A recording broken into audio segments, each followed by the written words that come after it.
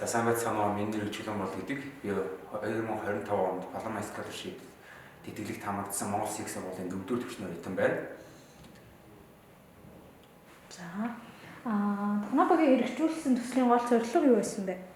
Манабагийн хэрэгжүүлсэн төслийн гол зорилго бол Улаанбаатар хотоос гадуурх хүүхдүүдийн орчин байдал, суралцах нөхцөл, өсөн дэвшиж байгаа тэр орчныг судалж үзээд нэг гэрэл зах зүрхгүй төрийн бас байгууллага дээр очиж хамтран ажилласан. За гол зорилго нь гэх юм бол тэнд бол аав ээж нь архины амралтай, мөн дээрээс нь эмзэг бүлэг хүүхдүүд байсан учраас тэдний дэмжиг, сэтгэл санааг нь ойлгох, тэдэнтэй ярилцах, тэдний бос нөгөө хүсэл эрмэлзэл сонирхлыг нь сонсож түүний чиглэлийн дагуу уриалга өгөх тийм зорилготой байсан.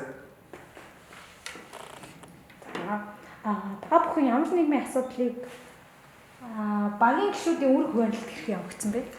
За Манабагийн хэрэгжүүлсэн төсөл дээр бол багийн гишүүдийн үр хуваарлалт бол маш энгийн ойлгомжтой байсан.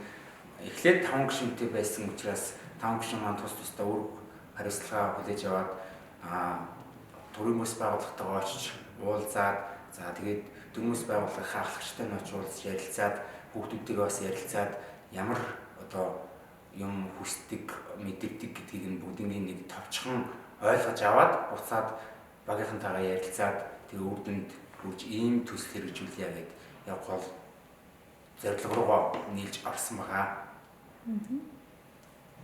Энэ төсөлд оролцсноор таны хамгийн их сурсан зүйл юу байсан бэ? За би энэ төсөлд хамрагдсанаар бол хамт олон багаар ажиллах чадвар, тэгээд бусдад харилцах, бусдыг хүндэтгэх, бусдыг сонсох гэд хүний зүйл уур чадваруудыг бол маш сайн эзэмшиж авсан гэж өөртөө боддог. Тэгээд